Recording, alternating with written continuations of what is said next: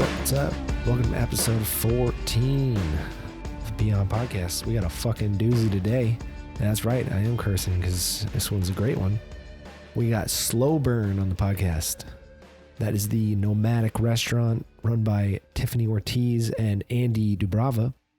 Most people, I think, in the fine dining world know Andy Doubrava from being the chef, longtime chef at Rustic Canyon out in California, Jeremy Fox's restaurant. But when I found Slow Burn, I was like, what the fuck is this? This is insane. This is like a punk band just doing a DIY, shove the kitchen in the van, just fucking find a city, find a venue, find a place to play. They make a menu the night of, they fucking knock the fucking doors down, and then they fucking pack up the band and they leave to a different city the next day.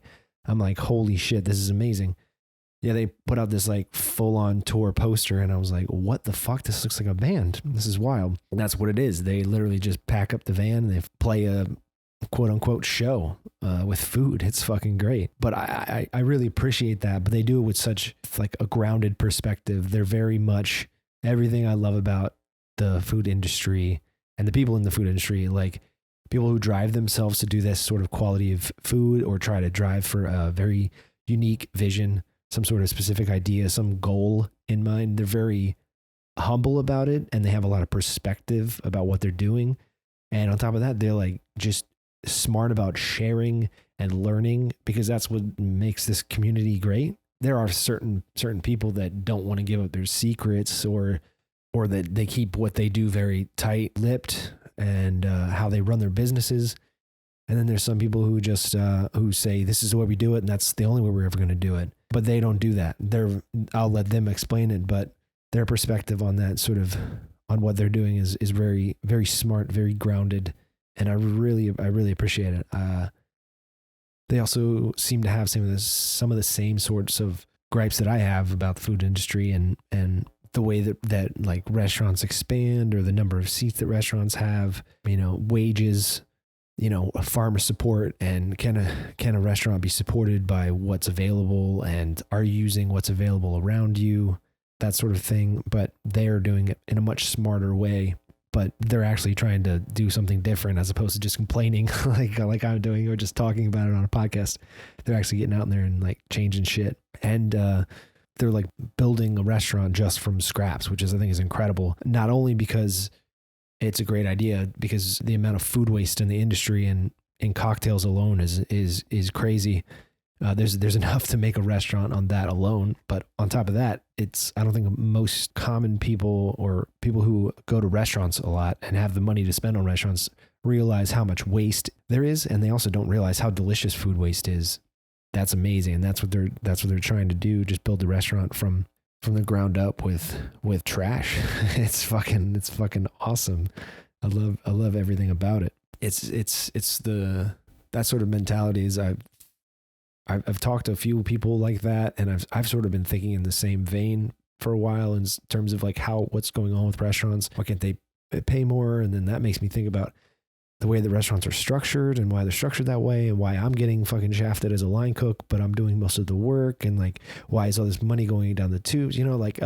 Just thinking about all these different things, and then they come along and they're like trying to actually do it. But what I hope is happening is that I hope we're kind of on the verge of like a shift in restaurants and restaurant culture. I mean, as Andy says in this, like, restaurants have to change because of, climate change and the fact that it's not sustainable. But I hope it's on the verge of changing right now, because so many interesting people doing interesting things, trying to get around the way that restaurants are structured and how they're run. And I'm really excited to see in the next like 3 to 5 years how things sort of shift. It's the one little bit of positivity in my brain that I'm like, man, this restaurant industry, the new people coming into it are really trying to shift and change what the fuck is happening and how things run. It's really exciting to see. They're not just going like, let's open another restaurant. I'm sure there are people like that, but the people in my view are just trying to absolutely change the way the restaurants run. And it's really exciting to see. I mean, we sort of have the same sort of like perspectives on interesting restaurants. We talk about Black Axe Mangle, which is a restaurant run by Lee Tiernan, who was the chef at St. John's for a while. And if you don't know St. John's, it was run by Fergus Henderson in London. And it got famous for this book called Nose to Tail Eating. And he does like have everything nose to tail on the menu. And the idea behind that was like, if you're going to butcher a pig, then you should be utilizing all of it. But Lee Tiernan took that and put it into a Black Axe Mangle and kind of just like add this punk rock element to it, where it's just got like a few seats. They're blasting metal the whole time, and most of the food comes off of a brick oven. And he's using like, you know, lamb hearts and beef hearts and things like that, and adding this environment to it that doesn't make it pretentious. If there's just a bunch of fucking dirty line cooks back there and it tastes good. I don't know. I'm trying to say restaurants don't need to be this pretentious thing, even though they're doing really high class, high trash, as they say in this podcast, high trash food. It can be casual and just like keep things, you know, punk rock and down to earth, man. I mean, more times can I fucking say punk rock in this intro, huh? And that alone relieves the stress of people who are working there, because it's not so fucking tight, you know. It's not ELM or any of that shit. It's casual, you know, and you're having fun, and I think you produce better food that way. But if it sounds like I'm rambling in this intro, then it's because of my allergies. So I'm gonna blame it on that. Anyway, I feel like that wasn't coherent at all. Anyway, as usual, check out the magazine, peonmagazine.com, and all the links and shit. But we're not even going to fucking hype up that shit. We're going to be talking about everything Slow Burn, because they deserve every bit of fucking support. So definitely follow them on Instagram at We Are Slow Burn. That's where they're going to, you know, put up all their stuff, any sort of tour information, dinner information, all that kind of stuff. So definitely follow them there. And then go to their website, weareslowburn.com. They got some stuff from their larder on there, which you can grab. And they've also got some merch. They just brought some new merch with their new logo on there. I'm definitely going to get some of that after I finish this podcast. And if you can't support them on tour, which I'll get into in a second, there's also other options, which Tiffani talks about in this. There's tons of options. And I love that they're not just like, okay, here's tickets. If you can't get tickets, then fuck you.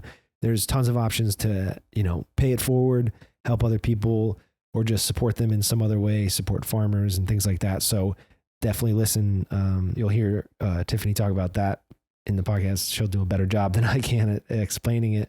And then also on their website is their and their Instagram is their tour dates. If you happen to be in Austin, they will be coming March 19th, which I believe is a Sunday. Yeah, it is a Sunday. They're coming to the Maiden studio. I think they're going to be doing a little dinner there. And then on Wednesday, the 22nd, Wednesday, the 22nd of March, they're going to be at Emery doing a shared a la carte, I believe. And more information about that will be coming up soon. The tour dates are locked in, but keep an eye on their Instagram and my Instagram for information about that. If you're in Austin, definitely come out, definitely support them. And then they got dates all over the country. They're coming to Oklahoma City in April 6th through the 9th. They're going to be in Livingston, Montana on the 21st through the 26th of April. Then they're going to San Francisco in May, St. Helena, California in May. Then they're going back to California, Los Angeles, Venice. They're going to be in Nashville in August. And then they're finishing off in Detroit in November. I'm sure they'll add more dates. Keep an eye out. Like I said, follow them on Instagram and stuff. Yeah, definitely give them a follow. Definitely buy that merch. And hopefully soon they'll get the high trash shirts going. I got to get them going on that. If not, I got to start printing them for them and then just give them all the proceeds, because that's a great tagline, high trash. All right. Enjoy this podcast. Share, like, rate, all that shit. It helps out, believe me. And I hope you enjoy it. Later.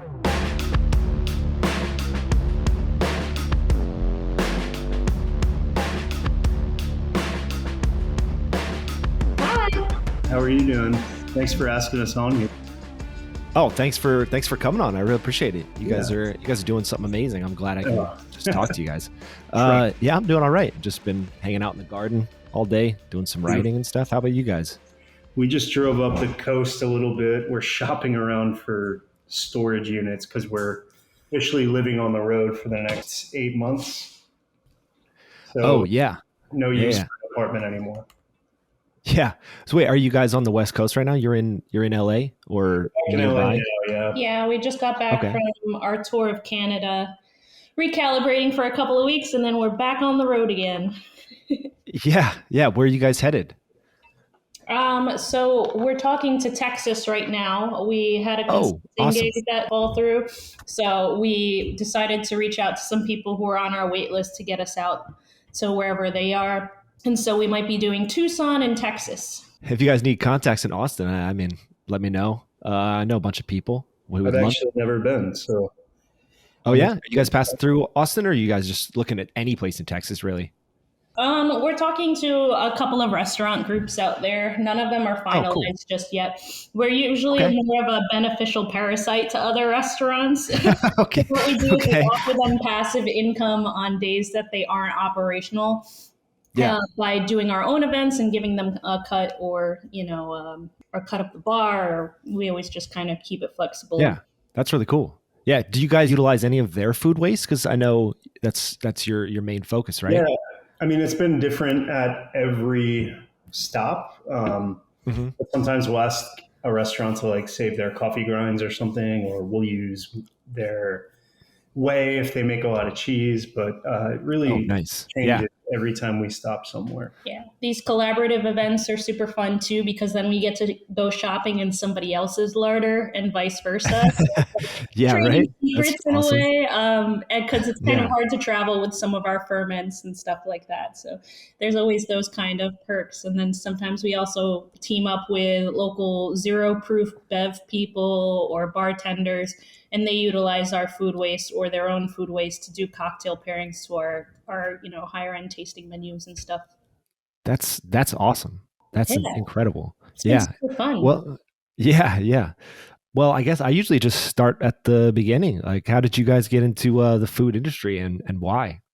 I'll go Do you first. remember that, Yeah, that you first go job? I moved to New York when I was, I think I was 13 years old, and ended up working in a pizza place. It was just kind of the closest thing to home Yeah. at that point. And I ended up working there all throughout high school and then on and off during college.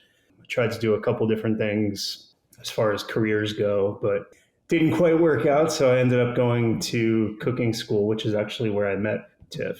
Wait, what do you mean it didn't work out? Like you didn't really enjoy the environment, or? I have dropped out of college 3 times, I think. I went Okay. for English, like critical thinking and writing. Okay. Yeah. And then I went for music production because I've played the drums for a long time, play a couple Oh, different nice. Okay. instruments, and really enjoyed recording bands when I was younger.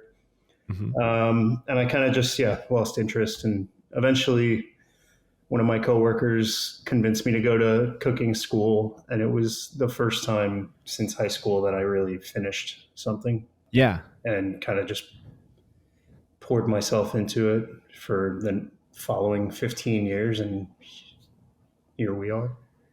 Do you remember why that specifically like caught your? I guess it's a question for both of you. Do you remember exactly why that sort of clicked for you? Like cooking in general, because it's a very I've talked to a lot of people on this podcast about it, but it's very controlling, and I feel like it does offer some direction, but also there's a lot of chaos to it that people seem to enjoy. How did you guys feel about it? Yeah. Yeah, I mean, I definitely love chaos as long as I'm the one in control of it. So That's a good way definitely to put it. gravitated towards that career eventually. For me, it was more of a natural role because I'm a Latina woman. So we often try to take care of the people around us. And one of the ways that we show love and affection is through cooking and through food and doing it together. So even though my kind of career trajectory was more towards American history and becoming a professor, I eventually gravitated towards cooking because it felt like something more in line with my personality. And I don't know. I don't know. I feel like it's just kind of something that people fall into. I don't think kids grow up. True. Yeah. They're going to be chefs. I mean, maybe today, I think it's more of like a thing that people see. Like, For, yeah, back in the day, it was like before it's chef, famous chefs were a thing. It was like something you fall into. Yeah. yeah, Just happen to end up getting a job and you like it and you like the people. for sure. Yeah. Yeah, I mean, for me, it was Yeah. like I always, throughout high school and college, just, if there was a gathering of people, I always ended up being the one to like grill burgers or make something to eat. And it was Yeah. never like good stuff. But Yeah. yeah, you start kind of thinking about your life when you're working a dead end job as like a 23-year-old, and you're like, I got to figure something out. Here's the thing that I might be, I could Yeah. be kind of good at. Sure. So it's pursue. Yeah. Did you feel like connection to the restaurant industry? Is that why you went to culinary school, or like you said, it was just something you wanted to fall into? Like, were you guys tapped into like whatever like cookbooks were going at the time, or like food shows or anything like that? Yeah, I mean, I definitely watched a little bit of like Food Network growing up, but I don't think that was Okay. had any. No. Yeah. See, I'm the No? opposite. And you? Yeah, You. total opposite. Andy often has to tell me who people are, where they're from, what they do, because I'm just blissfully unaware of what's going on out there as far as like the Food Network is concerned. I've definitely done things with the Food Network, but I haven't really like grown up with that kind of like, oh, I'm gonna watch this show or anything like that. Yeah. Except I think Good Eats is the grand exception for a lot of chefs. Good sure. Eats is Oh, definitely yeah. a great one. That show is amazing. Yeah. That show is incredible. Yeah. How did you guys both like cooking school? Did you guys go to pretty prestigious ones, or did you go to like Escoffier or like? So we actually met at the French Culinary Institute, the original Oh, wow. location over in Soho in New York City. New York City is where I'm from. Spent some time in New Jersey as well, but I grew up in New York City and was born there, and it just kind of felt good and safe to go to school somewhere closer to home. And that's where I Yeah. met Andy. I transferred into his class, and we were Oh, pretty much nice. like the only two alternative looking people in I had a rat tail. We were both covered in tattoos. We both smoked cigarettes and liked LCD sound systems. So we kind of like met there and Yeah. had that unspoken, like, okay, you're cool, kind of. Yeah. Yeah. Nice. That's awesome. I had a really good experience at culinary school, but at the same time, I don't recommend people go to culinary school. Neither do I. Yeah. I again had a really good time. We met a lot of friends, and we have Jacques Pepin walking around the school as our That's awesome. dean, and then, but for the amount of money, like you can get the same amount of experience. Oh, yeah. Working in a restaurant, which I already had at that point. So, Oh, yeah. it was definitely the first time in my life that I like was proud of something, but at the same time, I had a really big head start from the other people in the class. Yeah. Yeah. Did you guys learn some techniques that you feel are valuable still today? I mean, I just started in food trailers and kind of worked my way up to fine dining, so I didn't really get that experience. But do you feel that the things you did learn kind of sustained you a while, or have you outgrown them, I guess? I think definitely having the hands-on experience of working in a restaurant while in culinary school, because they had their own restaurant set up, and that was part of your last 1 or 2 months is you work an actual service for actual guests and stuff like that. I think I definitely benefited from that because as like a snot-nosed kid going to culinary school, you kind of think you're tough shit, and then you go out into the real world and you get your ass kicked for a little while. We got to get our asses kicked before we went out into the real world. So I think I definitely benefited from that a little bit. Yeah, for sure. And what were your first jobs? Did you guys both go straight into fine dining? We both went different directions, I would say. I definitely, when we were fresh out of school, I was like, I want to work at the best places, blah, blah, blah.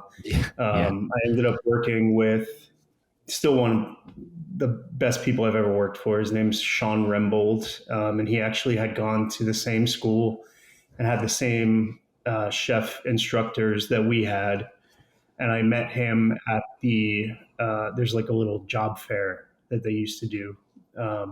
Okay. So I ended up helping them open a restaurant in Brooklyn while we were still at school.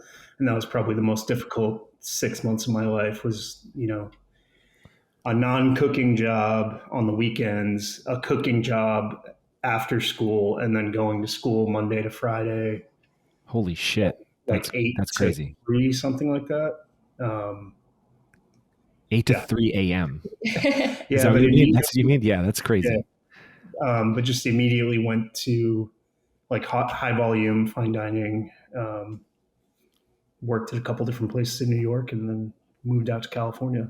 Yeah, my journey was very different. I kind of, in everything that I do, I kind of have a little bit of ADD as far as finding a focus as to what I want to do exclusively. Like, I'm just so excited to learn in pretty much any environment. So I took on a lot of different positions at different restaurants at the same time just to kind of get different techniques down, and definitely more of a casual rather than fine dining setting. I mean, I did the fine dining scene in New York City for a while, but it just didn't really suit my lifestyle to kind of just be that person who just cooks for rich people all of the time. Yeah. So I veered towards more of like casual, seasonal comfort food type places and things like that. And coming out of culinary school, I actually worked backwards a little bit because I was the general manager of a coffee shop while I was putting myself through culinary school. Okay. So after I was done in school, I actually shifted into like a menu development role at that particular coffee shop. And so it was just like my first role was like an admin role and an R&D role, which is really That's straight out of yeah. Because really, what do you know? You just know what's in the textbook at that point. Yeah. How did you feel in that role? Did you feel like did you feel confident and like capable, or were you kind of like struggling the whole time? Oh, hell no. I was definitely Googling a lot of things in the washroom. Who doesn't do that? I mean, their first yeah, for sure. Industry. You definitely have to do a lot of Googling, a lot of YouTubing and stuff like that, calling friends and things like that. But it's really the best way to learn is like under fire, because it's do or die. So you kind of feel a little bit more motivated than the people who are actually prepared for the role, able to put in the time, like those 8 a.m. to 3 a.m. shifts and stuff like that. Only in your 20s will you have that energy. For sure, yeah. Yeah. But it was definitely something I benefited from, because going into more cooking roles after that, I had more empathy for the front of house staff, which really helped get me by, me a lot of sympathy myself. And, it's definitely coming in handy now that we're doing this tour. Yeah. Yeah, I just buried myself in the New York City line cook lifestyle, like drinking a lot, never sleeping, working way too much, getting like studying cookbooks and shit. Like, I did not think about anything else for way That's too wild. long. And it had, Did you end up getting to the point where you burnt out? Is that why you ended up moving to LA, or was it more of like a focused kind of transition? I feel like you moved to LA to work more. Yeah. And I did that. Yeah. I found myself, I got promoted way too quickly, I think, as a cook. And I, 2.5, 3 years out of culinary school, I'm the, head chef of a restaurant on the Michelin Guide. We didn't have a star. We had whatever they used to call it, the Bib Gourmand or whatever. Wow. Yeah. And I had free reign with the food, with the money that was being spent. I was like, This is fun, I guess. But at a certain point, like, you need someone to tell you that you're doing the wrong things or you're doing the right things. And I had no sort of mentorship at all. So you're just kind of feeling your way around. Definitely. It seems like both of you guys were kind of doing that. You kind of just like finding your way around that chef role or that management role. Yeah, for sure. I mean, I definitely had my fair share of burnout too. I think that's why a lot of people leave New York City, probably. But I mean, I was the chef of a restaurant and multiple locations, and having to pop back and forth and stuff. It's just like your life just becomes your work, and it's definitely a role that I fall into easily, kind of naturally. So I kind of shifted towards just agriculture. Like I just became really, really excited by like agriculture and sourcing things locally and stuff like that. And at the time, it wasn't something that was really popular. So it was kind of like a big step. But what I did was I just quit all of my chef jobs and I started traveling through Wolf and volunteering on farms. And that's how I That's awesome. connected with Yeah. Andy again. That's amazing. Wait, so did you guys keep in contact the whole time when you were in? No? Not really. No, not at all. That's wild. Yeah. She came to eat at my place once, I think. Yeah. I think That's really it. and we ate at each other's restaurants and that was about it. It's just like, I know that guy. Oh, that's amazing. Yeah. Yeah. Was New York like a good place to learn? I mean, I've never actually been, but you know, I keep up with the restaurant scene as best I can. Is that a good place to learn about agriculture? Do the farms sort of integrate into the restaurant scene pretty well, or is it pretty segregated by like, you know, delivery companies and things like that? It's pretty segregated, or at least this was eight or 9 years ago. But 8 or 9 years ago, it was pretty segregated. Like you would really have to work a little bit harder to source from farms. And you had to work with a restaurant that was really into being able to do that for you. Yeah, it's a lot more expensive. Yeah, I was sourcing direct from farms whenever I could. And then eventually when my restaurant became a bit more corporate due to expanding very quickly, I no longer had that luxury. And then it was just ordering things from like Chef's Warehouse and Cisco and stuff. And I think that's kind of what pushed me personally away from it, is just seeing things arrive in boxes all the time and just shuffling paperwork in an executive role. And then out here in LA, it's like the opposite. Yeah. You know, now we're spoiled. There's, you know, it's everywhere. Yeah. Amazing produce all year round. You know, there's a guy at the end of the street where we live, grows 10 different kinds of like tropical fruits in his front yard. Papaya and stuff in his front yard. That's crazy. That's insane. Different out here. Yeah. So, Andy, when you went to LA, what was the first place you worked at? The only place I worked at in LA was Rustic Canyon. Yeah. Really? So that was the first place. Did you go there gunning for that place, or did it sort of just happen? Yeah. When I had that restaurant in New York, I got in touch, got a stage, flew out on my own dime, was offered a job and basically quit and moved out within 5 weeks, I would say. Damn. That was the first time I had ever been to LA. So it was really just like, I need something new and different. And I know I'm going to focus on work, so it doesn't really matter where it is. Mm-hmm. But at the time, it just seemed like the restaurant stood for things that I really found interesting and believed in, which it kind of ties back in with the agriculture. Yeah. Truly like a farm to table restaurant, you know, sourcing from within 50 miles whenever possible. Like it was a totally different ballgame. And I was there for 8 years. So it was very good. He was there for 2 years before I came out to LA. Yeah. And was that when you were wolfing? Wolfing is, I don't know if you've heard of it, but it's the worldwide organized organic farms situation. And my first stop was going to be volunteering on a farm for a month in Malibu. And I'd never been to California, so I just kind of flew out here on a whim, crashed at some friends' houses while I was preparing for this big trip.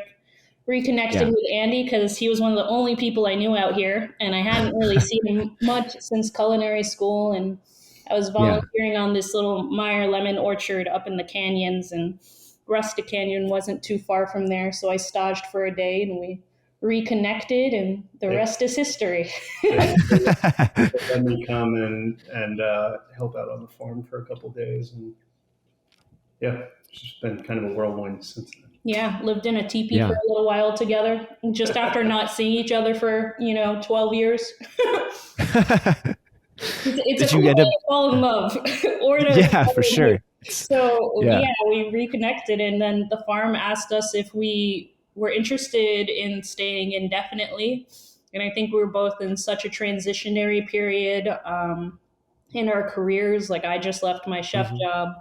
I wasn't really sure what I was going to be doing. I just knew that I wanted to be more connected to food and in a different way, just change the dialogue with food. And Andy, I think, was looking Yeah. for a change. And that was the first time he left Rustic. And we just lived on Okay. that little farm. Yeah. Yeah, it was, and that was in California, that little farm. Yep. Malibu. Oh, that's awesome. Yeah. What is wolfing like? I've like romanticized it and thought about it all my life, but I never really pulled the trigger on it. And yeah, Well, it seems amazing. work trade. It's pretty much you volunteer for a fixed amount of time doing a fixed role on a farm or a vineyard of some sort, or sometimes it's just a homestead or ranch. And in exchange, you get like 3 square meals a day. You get to learn about farming, and they put you up. And sometimes the housing is glamorous and you stay in the house and there's air conditioning. And other times, it's not. when Andy picked me up from New York City, because I had to go back and get all my stuff, obviously, he drove across the country and picked me up, and we decided to wolf the entire route between New York City and California to come back to that little farm that we ended up living on. And some of the places we stayed were really wild. Like there was this guy in Tennessee who was Carlos Santana's drum designer. He designed drums for his bongo player and stuff. And so we lived in his wood shop off grid for like a week and a half. What was he growing? They were growing everything for themselves. They had a little garden that provided all different kinds of vegetables. They had a wild horse just ran across the property. There was a goat. There were guinea hen, Cornish hens. There were just all sorts of just animals kind of just doing their own thing. That's crazy. No fences or anything. That place was crazy. And that was crazy. And we got to learn a lot about farming really quickly doing that. And he also taught us how to make a bowl out of wood. So that was cool. So there's all these little surprises depending on what farms you stay on. Sometimes it's just straight manual labor, and other times it's more of like a communal experience where you guys get to break bread together. And, being chefs, it was nice to be able to cook for the people who grew the food. And it kind of just changed our perspective. And we started to look at food more for the ingredients as opposed to what we wanted to make things taste like. Yeah. Yeah. Right. Yeah. Yes. I was just going to ask, did you feel like that gave you sort of more of a connection to actually seeing the ingredient as a whole item as opposed to something that's just comes in broken down, Yeah, for sure. I mean, when you're out there breaking your back in the sun, you are more likely to want to use every little bit of that carrot that you were farming. And so there was definitely a great appreciation. And that's definitely where the whole food conservation in the kitchen thing started to click for us. And I think that it just started gathering moss, as we went along in our farming journey and stuff like that. Now we make things taste more like themselves for the most part. Yeah, I was going to ask, did you guys have a trajectory in mind, or did, like you said, it kind of found you along the way, or were you sort of going for a certain type of food? You know what I mean? Does that make sense? Yeah, definitely not ever trying to put ourselves in a box. Yeah, we have a hard time putting ourselves in the box, which works against us and works for us in a lot of ways. But I think that now we cook with more of a sense of curiosity, as opposed to more of an ambition, I want to do this thing. And instead we leave ourselves open to, the ingredients, what we have, where we're cooking, who we're cooking for. Yeah, and everything's just kind of loosey-goosey. It's frustrating to some of our host chef friends because, I think that the normal way to go about cooking for an event at, a reputable restaurant is to plan the menu out months in advance. And we're just we don't do that. Yeah. I think we got to go to the farmer's market 2 days before the dinner so that we can figure out the menu. But I mean, the whole woofing trip definitely triggered another kind of domino effect for us that is now definitely a main ingredient in Slow Burn for sure. And that's the barter system. So because we were doing work trade and it was working out so well, and we noticed that a lot of farms would trade produce and eggs and proteins and stuff with each other, we kind of do that a lot in our work life now. Yep. So it's been kind of cool. We'll like reach out on Instagram or to other chefs and foragers in the area and say, whatever you've got, we want. We'll trade you for tickets to the dinner, or we'll pay you. And so our menus are kind of equal parts, what we want to cook and what's locally available and what's like the foragers surprise us with. So Yeah. it's nice. That's really awesome. So you guys are just coming up with stuff on the spot. Yeah, I mean, we have Pretty our We kind play of like the our hits. staples. Yeah, we play the hits when they want them. It's And then kind of adapted around the ingredients that you get, that kind of the thing. ingredients and also the Yeah. space. Yeah. So we did, our very good friends of ours have a restaurant in San Francisco called Osito that is 100% live fire cooking, no gas, no Nice. electricity. So we had to Awesome. I love that. change our plan of attack there a little bit. But now we have a better understanding of cooking over the fire, and we also we take pieces from that when we're planning our own restaurant now. So Yeah. I mean, if we are Yeah. cooking on the coast, there's definitely a lot of seafood, a lot of seaweed, that kind of stuff.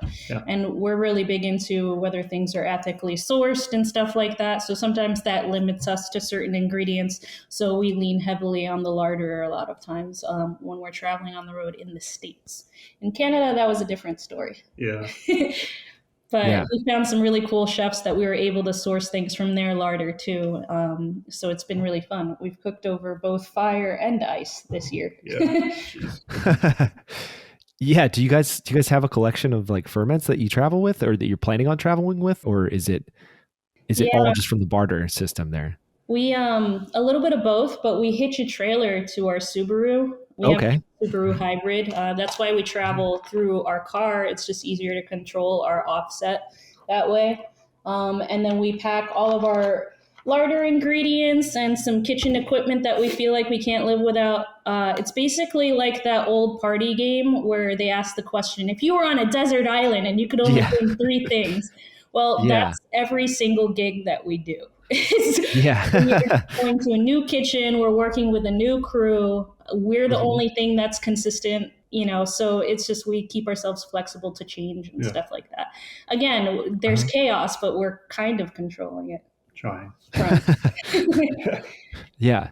And is it just you guys, or do you get help, sort of volunteer help from people in those kitchens? Yeah, it depends on where we are. If we're local, we have a pastry chef, Erica, that I worked with at Rustic, and she just fits our mold very, very well. So we always try to have Erica come, but we also always try to offer, the day to the cooks or the chefs that work at the restaurant that we're popping up at. Yeah, we have some people in the Bay Area that are definitely on our call first list, but part of the fun of this is just exposing ourselves to different perspectives and different styles of cooking, and that means working with different people.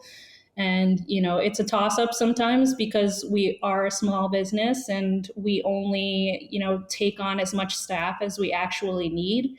We don't accept stages. People are always paid for their work. So sometimes that means we can't necessarily hire people. But yeah, that's just kind of how we operate. And what we do is we kind of give priority to any of the restaurants that we're cooking at. Any of their staff that wants to work with us gets priority and they get hired first. Oh, that's awesome. If there's anything left over, we have people who've emailed us in the past that I keep in a folder, or we just do an Instagram blast. Yeah, that's awesome. Well, I'd like to actually hear how you guys built up to this idea, because I mean, Andy, if you started at Rustic 8 years ago and then you were wolfing at the same time, how did your journey through the restaurants kind of lead you to this very new restaurant style, I guess? Yeah, I mean, Tiff has actually been doing this for longer than we have been doing this together. We kind of... Oh, really? Okay. Go ahead. I'll take it away. So we started as Uprooted as our working title in 2017 when we first connected, and we were doing that farming tour across the country to settle on that little farm in Malibu indefinitely. And so Uprooted was just us putting together recipes on each farm that we stayed on. We cooked utilizing only the ingredients we had, and we just kind of kept track of them. And the idea was to kind of combine all of these different recipes into something. TBD on that. But Yeah. eventually, when we got back to California and it was the in-between time before Andy went back to Rustic, we were doing dinners out on the farm. And we were cooking outdoors. I built an outdoor kitchen with the help of a carpenter and some manual labor from Andy. And we held like intimate, anywhere from 2 to 20 people dinners out in the Meyer lemon orchard. So there That's was awesome. kind of always a connection to agriculture there because we were composting, we were planting seeds for ingredients that we planned to use, we were foraging for ingredients. We were cooking over fire for the most part over there too. So just very much at one with the property, I guess. And then Andy went back to Rustic and he took over as chef there, took on a stronger role. And I started working more. I've opened a bunch of restaurants as a consultant chef. And then I've also been doing a lot of outdoor events and things like that. So mine is more, my style of cooking is more production geared, and his style of cooking is very much like a la carte restaurant. Yeah. Yeah. So slowly, as we started to, kind of figure out what our sound was as a chef couple, as opposed to what our sound was separately as chefs working together, Slow Burn was born. We rebranded ourselves, I guess, 8 years later. Yeah. And we decided, what if the larder was just what we based everything on? What if we started with the garbage instead of starting with the good stuff? And so it's just like cooking, utilizing the ingredients that are usually overlooked. And so we kind of plan these events close together so that the waste from one event can get fermented just in time to use for the next one. And so that's kind of like the beauty of this tour, I guess. Yeah. I mean, the hardest part about it is that we're traveling and we're never in the same place for very long. So fermenting in, unpredictable the car at points. it's not a stable environment, right? Yeah. Making miso and putting it in the U-Haul. Yeah. We get pretty punk rock. Yeah, it's pretty punk rock. Yeah. Everybody thinks we have like a staff that works with us. We get people applying to work with us all the time. And I'm like, it's not what you think. It's very, very much like a DIY, like punk rock. Like we smell terrible. We're shoved in the Subaru with 2 dogs. Like our larders in, upcycled boxes in the back of like a rented U-Haul hitch that we strap to the back of the car. It's a lot of like weird, shady dealings with Airbnb hosts and things like that. But it always seems to work out. Yeah. I don't know. It's pretty weird. Yeah. No, it's been cool. I mean, that's what it seemed like to me. Like when you guys announced your tour, your world tour, I was like, holy shit, this is like a band going on tour. It's like we're gonna go out and pack up a van and just fucking like tear shit up. Just figure it out, DIY style. Pretty close to some old punk shit. Yeah. Where we're at. Everybody pile into the Subaru. It's time to make some snacks. It's just I would say the last like 4 months, 5 months. Yeah. Shit. I know. We work like really fucking hard for like 10 days from the moment we wake up till the moment we go to sleep. And then we're able to kind of decompress and take 3 weeks off, that kind of thing. Yeah. So it's been a very different lifestyle than working in a restaurant. Yeah. The same highs and lows that a touring band goes through, I'm sure. Yeah, right. You guys only get like your band and being the tour manager at the same time. Yeah, a lot of punk bands have done that. You guys are I like that you're bringing that to the food scene. What was the impetus for the idea? Do you guys, was it something that's slow, or were you just like, you know what, let's just fucking do it up like a band? I mean for a Slow Burn. Definitely didn't happen. Yeah. No. I like strongly believe that, I don't want to seem all gloom and doom, but like the restaurant industry in its form now cannot exist much longer.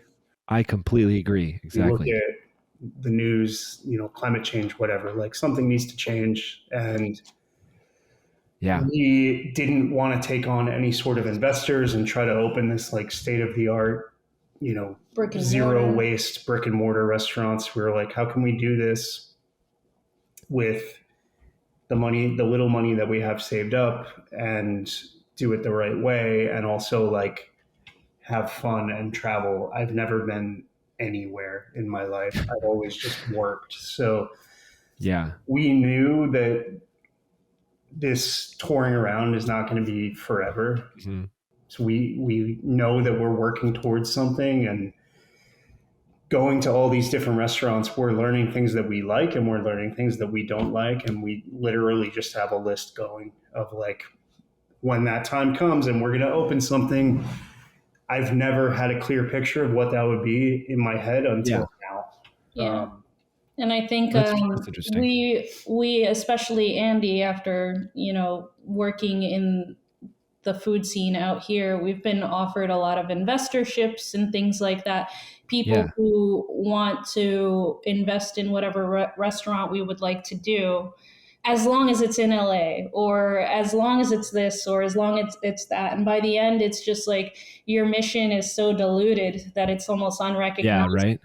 And there have been a lot of times where we've gotten really close to getting investors to open our own thing. And the second they hear, people over profit or planet over profit and things like that, they say it's not going to work. It's not going to work. It's impossible. You can't do this and be a business. And so Slow Burn was also born equal parts resentment. I mean, I like that. That's very punk rock as well. Like, fuck you guys. You know what? Yeah. Fuck you. We're going to make lots of money. Yeah. And we're going to spend it in the right places, and we're going to do it with very little seed money. I mean, we started Slow Burn with $2,000. That's awesome. Yeah. We are a profitable business. We're able to pay ourselves. Our business has zero debt, and we're 6 months down the line, and we're still looking good. We're still feeling confident about, all of our missions, and we haven't really had to do much compromise, and we still have 8 months booked out ahead of us. So it's looking pretty good. Wild. Yeah. I think you guys are looking great. And then when they do want to invest in us, we can say, okay, we can do things our way, because here's the P&L from last year. And I can show you that we can be a profitable business without destroying, destroying the planet in the process. But we try to keep a lot of that mission kind of in the background when we're cooking at, our events and stuff like that. We only provide as much information as people want to know. We want it to feel very inclusive and approachable. Nobody should feel shamed about, food waste or anything like that. We're just... Yeah, that's kind of been from the beginning too. She just touched on it, but we never want to be like, oh, these guys are coming to cook in town, and have someone just assume that they can't afford it. We don't have a lot of money. Like, we don't go out to eat all the time because of that. So we never want to be a part of that problem either. But we have to tread the line of, acknowledging that. And also, what we do costs a lot of money. Like, we need to be able to charge accordingly. So what we've done is, we'll do a tasting menu with a higher ticket price, but then we'll turn around and do an a la carte menu at a bar with lower prices, or we'll do like a sandwich during the day. And we try to keep everything financially and culturally inclusive, because again, we can't afford to eat at any like Michelin star restaurant or anything like that. So why would we roll through town and say like, hey, give me $200 so that I can give you a 10-course tasting menu that you didn't really want? Exactly. In the first place? So we do like a lot of incentives for people in the industry. We try to keep it balanced by doing some of those lower brow pop-ups where it's sandwiches and shit. We give a lot of tickets away. We give a lot of tickets away. I think we give away like 25% of our tickets for all of our events, pretty much. And we also barter with farmers and stuff like that. So we trade for ingredients. So a lot of the people who are eating our food are actually eating it for free, or the cost of like wild mushrooms or something. And then we don't accept gratuity because it's out of date and it just needs to go. Yes, it is. Yeah, for sure. Instead, people are offered the opportunity to donate a meal to a stranger, or they can donate a snack or a dessert or a drink. And what we do is we give those away at the next event. Oh, that's awesome. Yeah, so that's a really good idea.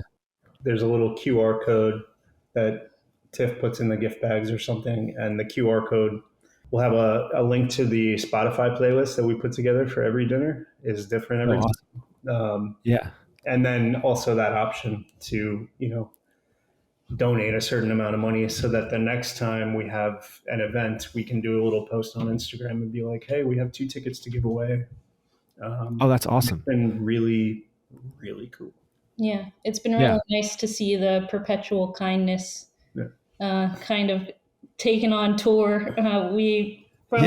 From our last event, I think we have like 3 full tickets to tasting menus we can give away, 2 desserts, a couple of snacks, and definitely a lot of drinks. So it's always nice to roll into town and say, like, we're doing this event, but we would like to just cordially invite anybody who feels they can't afford it to just like shoot us a message and we'll put them on the wait list.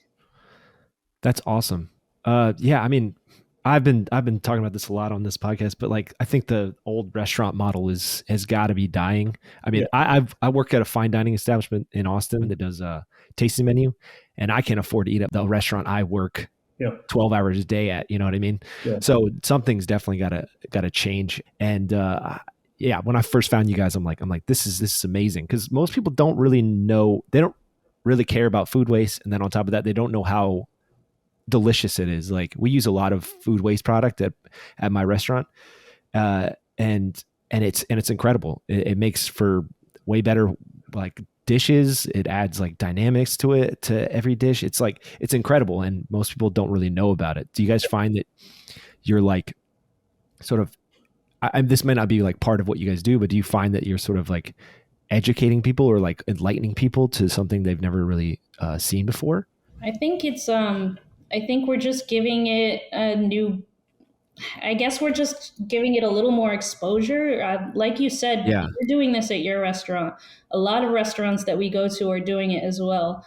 And like I said, I think being in larger cities, we're also kind of spoiled in that sense, where we have the luxury to do things like recycle and stuff like that. And as we travel across the country, we see certain things are of the norm and certain things are not. And so that's really interesting. It's kind of cool to kind of just plan things from the garbage up. Yeah. Like, as far as changing the restaurant industry, it's hard to be on your own when you do that. Yes, for sure. There's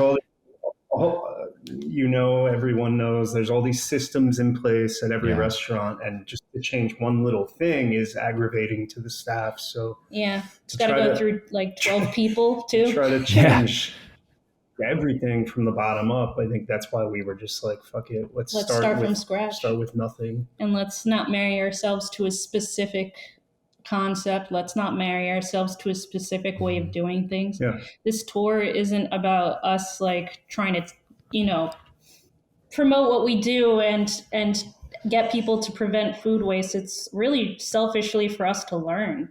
Like, just to kind of act as a fly on the wall of these kitchens that we're also cooking in and see if they're doing anything that's different. And through conversation, we just kind of figure out like, oh, like Andy was saying, we have like a running list. It's like, they're really doing things right. They're doing this, and that. Maybe we should do it too. That's amazing. And then we change up what we do at every tour stop, because we're like, oh man, what they were doing is way better than what we were doing as far as like logistics is concerned. Let's switch it up. Yeah. I feel like that's kind of the beauty of Instagram and stuff. If people are willing to kind of put what they're doing online, it spreads. I mean, you're definitely like having an impact by just sort of doing what you're doing and then, being transparent about it. Did you guys like feel like, it's got to be strange, like sort of on your own food journey and then having thousands and thousands and thousands of people looking what you're doing? Do you guys sort of feel that as you're posting stuff or working or any of that stuff? Because you guys are definitely making an impact and definitely like have influence. Sometimes, I think I've gotten used to it a little bit, and I like don't want to sound like a dick, But, the feeling that you get sometimes is like, oh, I want to share this with people. Okay. Right. Yeah. And it's like Instagram is just a tool for sure that lets us do that on a much larger scale. And that's how I try to look at it. I personally like really wish that I didn't have to have Instagram anymore. Like, it's just, it's taken a toll on me. Yeah. In what way? In what way do you mean that? Just, feeling like it needs to be a part of your life. It's like another job. For sure. Yeah. You have to post something. Yeah. If it's not well received on the platform, then you're just like beating yourself up. Yeah. But at the same time, that's the only way that we have advertised and booked and documented our travels. Yeah. Most of what we do is organically advertised through word of mouth and things like that. We do a lot of pre-releases where we just don't even tell people that we release tickets. We'll just tell a couple of our friends and they'll tell a couple of their friends. And the next thing you know, we'll put it out. So that's been pretty cool. It's just kind of, I don't know. My imposter syndrome really itches right now. So thank you for saying all those nice things about us. But yeah, we don't get used to it, but it's nice to know that people are watching because people should be holding us accountable. And I think I always in my head, I'm like, all right, we have to make sure that we do this exactly the way that we said we would do it. And we need to hold ourselves accountable because people are watching us for sure. And that's why we're really honest about our journey too. When something's not working out, we're definitely very vocal about it too. That's awesome. So it's kind of nice to have that open exchange with people on social media. Like, here's what we're learning. Here's what we've decided to scrap. Yeah. Because I think so many people in the industry kind of keep those secrets really close. Yeah. And I think that that's pretty shitty. Yeah. And we should all be kind of sharing ideas. Yeah. That's what makes Instagram so good. Information. Yeah. Yeah. Like, what are you going to do? Bury me with my recipes? Like, I don't need them. Yeah. Yeah. It's much better to get that out there. And then like somebody might have a better idea or a better way of doing it. Or that's the beauty of working in kitchens. I mean, if the second you start doing something, somebody's like, there's a better way to do that. And then you can either learn or you can just be stubborn and, not listen. But that's the beauty of Instagram. I mean, it's great. It's kind of our move when we go to a new place is like, we'll tell them what we're prepping and, we'll say, here's what we would normally do, but if you have a better way, how do you guys do it? So, so even if we don't like it, we'll do it our way or whatever. Mm-hmm. But we learn, there's so many techniques and recipes that you're not going to find in a cookbook. For sure. It's just like, this place has been doing it this way and I've never seen that before. Like, I might steal that. Yeah. Well, it's not stealing. It's like a trade, It makes it feel less icky to just have people that you have an open dialogue with. So it's been really cool, especially on social media, because we do reach out whenever we need things like hands in the kitchen, or if we need to be connected with a company that will pick up our compost and things like that in all of these different states around the country. And like having social media and having people who are watching and willing to help us out has been really cool. And also shout out to all the people who buy all our merch, because when we're having those in-between moments where we're freaking out about money and like what our next move's going to be, them buying stuff from our larder or buying merch keeps us going for weeks. Dude, sometimes. T-shirts paid the rent in October. Yeah. That's awesome. For real. Yeah, so I don't think that's even an exaggeration. Yeah. That's awesome. Are you guys bringing merch on the tour? You guys gonna have a little merch table like a band? We work with a company that does on-demand printing, so there's no waste. Same thing. Yeah, that's awesome. It's cheaper. It's cheaper. It's way better. It's like instead of having boxes and boxes of stuff that you may not sell. Yeah, you just because it's great. I've been in the band where you had to bring all the boxes and shit around. And it makes the car heavier. It guzzles gas more when you do that. Yeah. So it's just like, it's beneficial all around. And also we get to like help support another small business by doing that. And they make all of our merch out of either organic cotton or they make it out of recycled water bottles. So that's awesome. It's like another way for us to control something that's very difficult to control on our own. Mm-hmm. Yeah. And you don't have to front thousands of dollars to get shirts. Exactly. Yeah. Instead, we charge how much we charge, and then that company sends us the difference after costs. So that's awesome. Yeah, I kind of the same setup, but that's awesome. Well, over the last like few years, what sort of like, I don't want to badmouth restaurants or anything like that, but like what sort of negative sides did you guys kind of feel you're reacting to now? If it is even a reaction, like you're working in kitchens, right? And there's something that sort of rubbed you the wrong way or that you felt like you could do better. I'm just curious what those things are, because I'm very curious about how people view restaurants and why they sort of decide to change up their life. My biggest gripe is with corporate restaurants for sure. Everything's. I don't want to talk shit either, but it's if they're not being wasteful at the restaurant, it's being wasteful somewhere else. Whether it's shipping all of the mise en place via airplane or truck, as opposed to just sourcing locally. We've actually found that a lot of the independent kind of mom and pop restaurants are really awesome and already doing what we're talking about, at least to an extent. I mean, whenever I do residencies at my friend's restaurant out in Montana, that's on our tour for late April.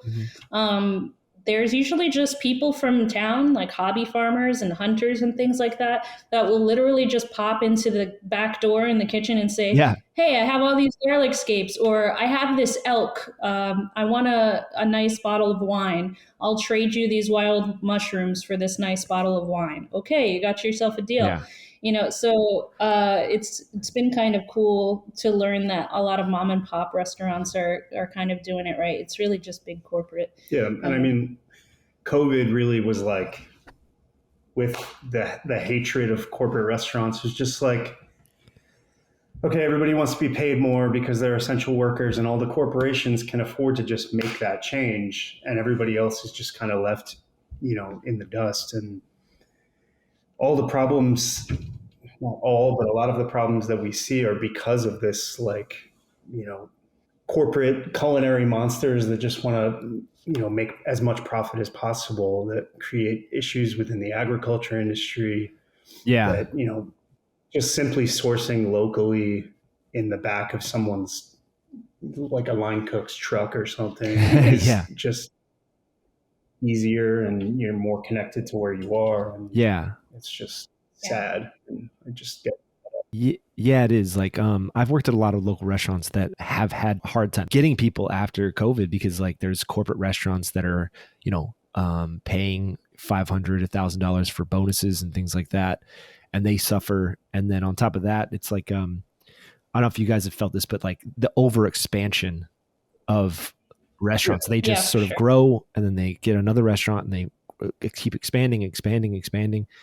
And it has. Speaking of gripe, that's mine. That's yours. Yeah, that's my biggest gripe for sure. It's like big restaurant groups controlling the food culture of an entire neighborhood. That for me, it's just like, well, there should be plenty of room for everybody. It's just weird to just come in and open like 10 restaurants in a couple of years, all under the same umbrella. Like, it just, the market's just way oversaturated for that, and especially for labor.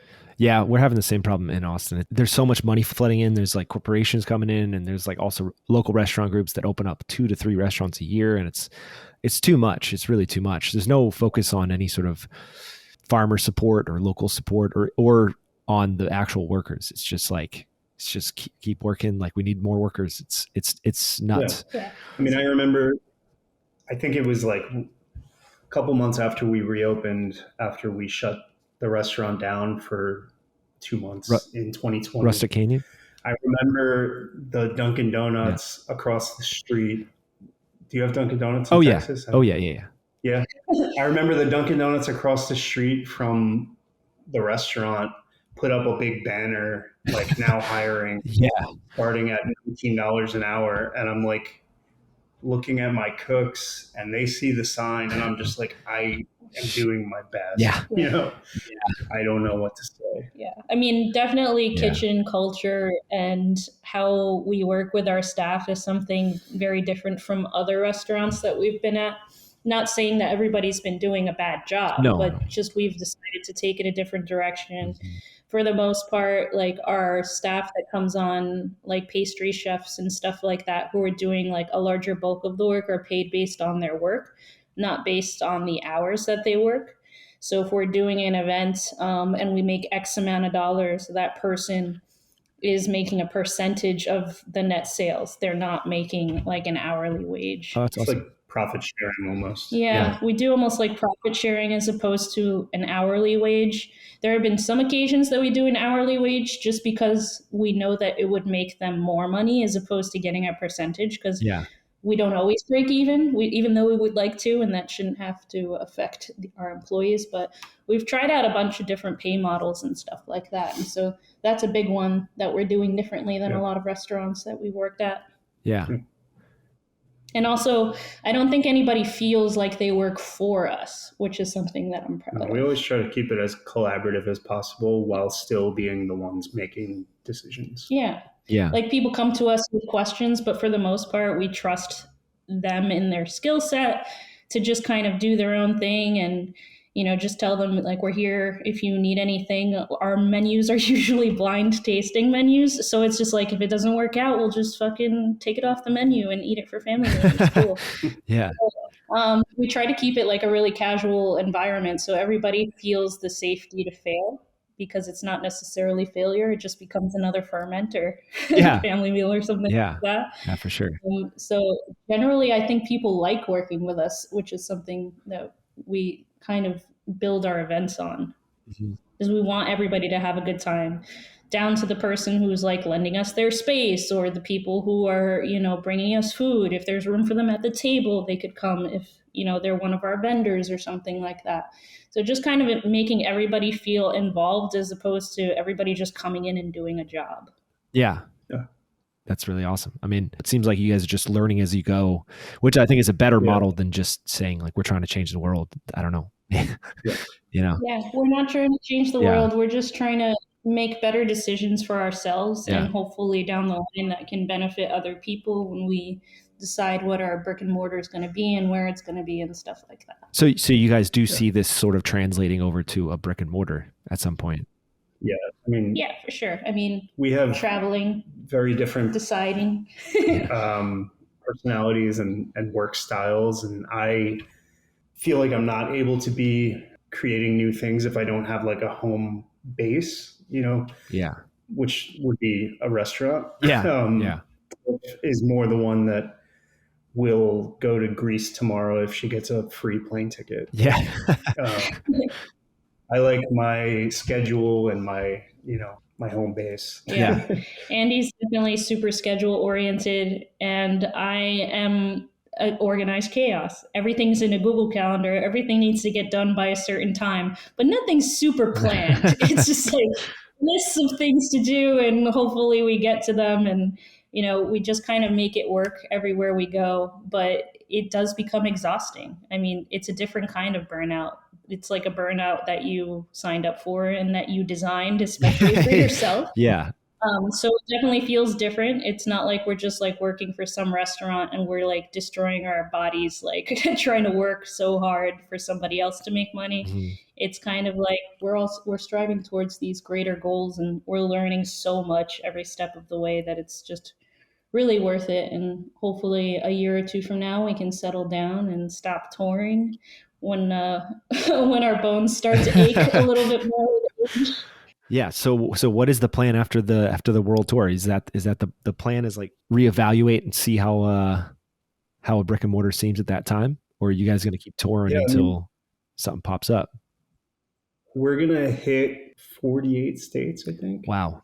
Yeah. So we're kind of trying to figure out where we want to go, because now as of next week or 2 weeks, we won't have an apartment, so we won't be tied down anywhere. Yeah, we decided to just get rid of our apartment after Canada.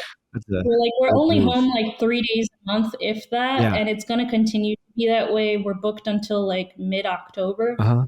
So it's just like, why spend, $3,000 a month to keep all your shit in a room that you're not even going to be sleeping in? Yeah. So everything's in a storage unit except for our larder. So we're kind of like leaving our plans open-ended. A big part of this is, like Andy said, he hasn't traveled or anything really ever. And so even just like going from state to state and having these little adventures is super fun and invigorating. And then we can decide where we want to lay our heads once the tour is over.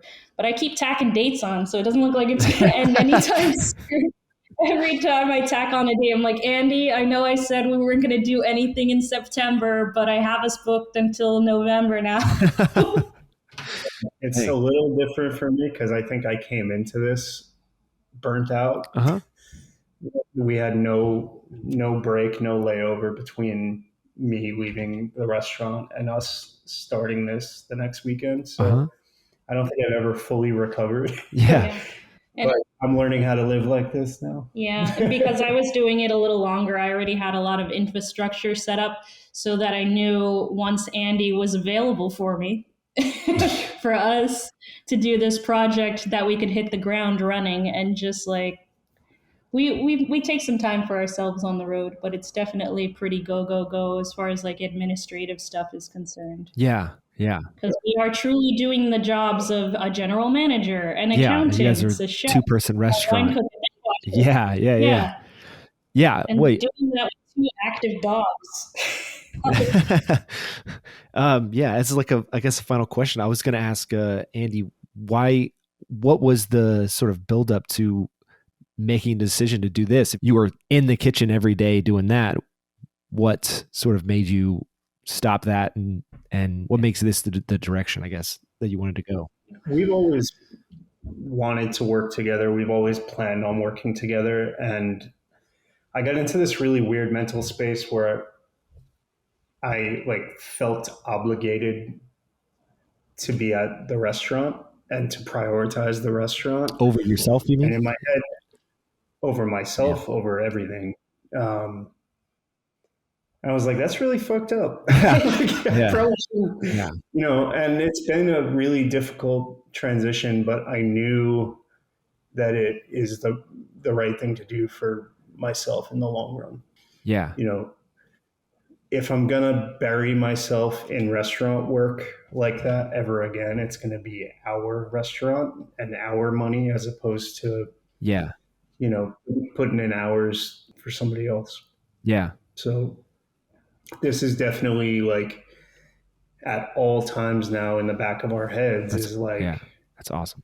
What we want our permanent location to look like. Yeah. And also it's just, you know, if we start to feel like real genuine burnout and like we're not taking care of ourselves emotionally or physically with our health or anything like that, we can always just stop.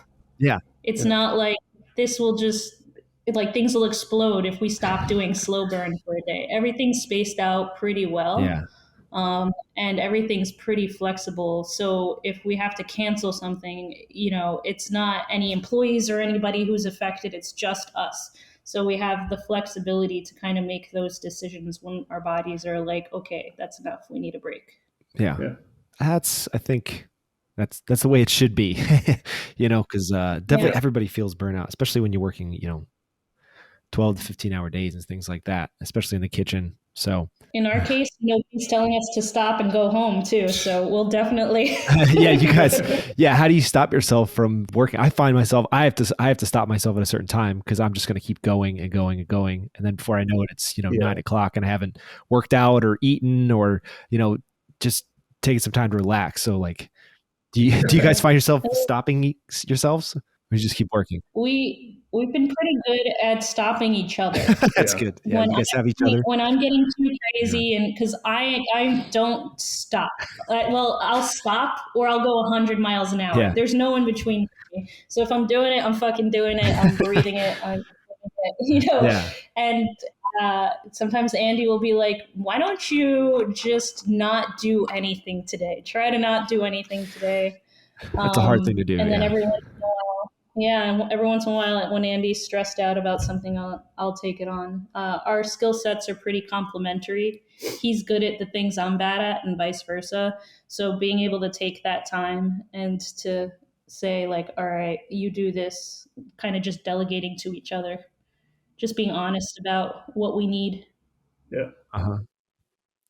Well, let me end with this question. What do you think? I asked my chef this the other day and he couldn't come with an answer, which I thought was kind of interesting. Who do you guys think is like sort of your guiding force in terms of your food or the way that you view food? For me, it's like, Danny Bowen and like Mission Chinese and Bo Beck.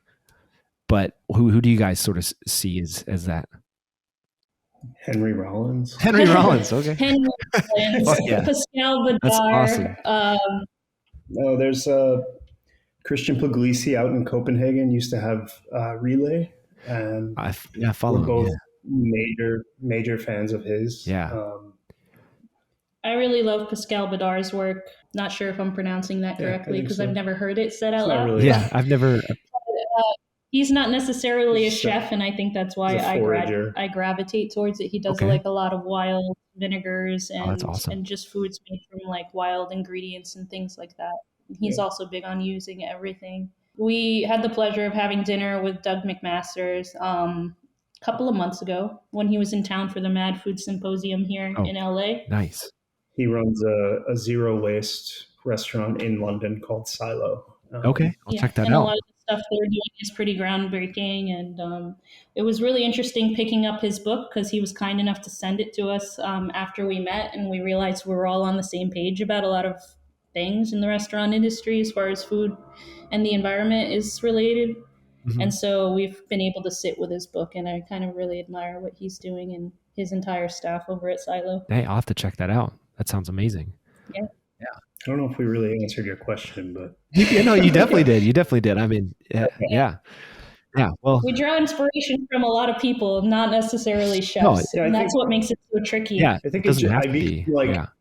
I become like fixated on one chef for a couple weeks at a time, and then I think I move on. Yeah. Yeah.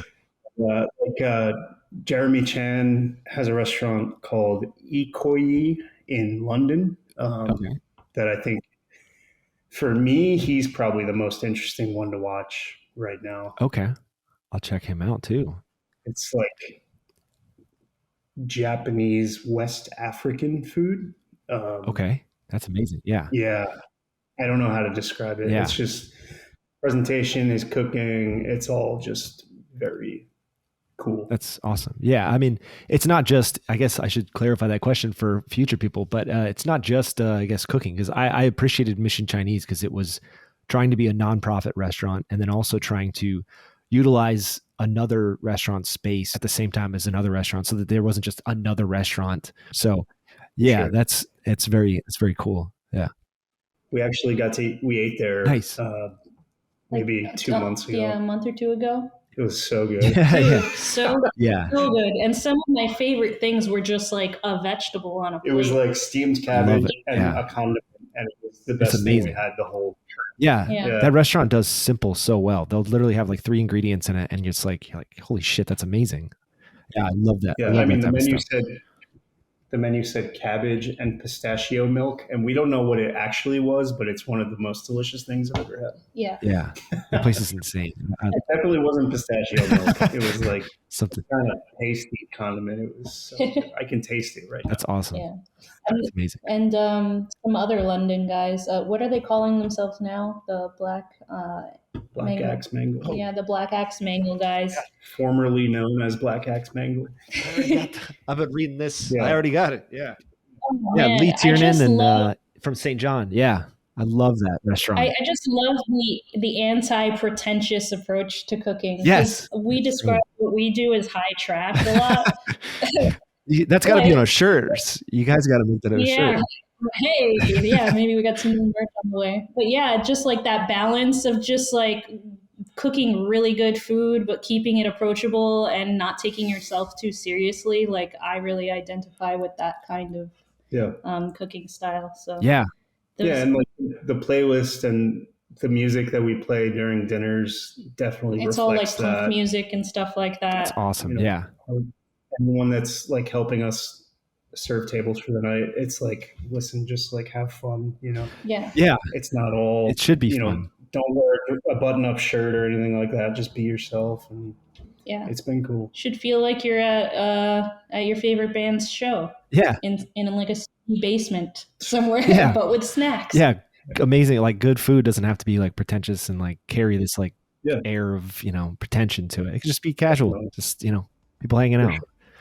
Yeah. Yeah. That's Well, I think that's Yeah. a good thing to end on. I really appreciate you guys coming on, talking and stuff. It's a great conversation. Thanks for having All right, guys. Thank you so much. You guys have a great day. me so much. Yeah, You be too. safe. Good luck finding that storage unit. Yeah. Yeah. All right. All right. Thanks Bye, so guys. much. Thank you, guys. See you soon. Yep. Yep. Sure. Bye.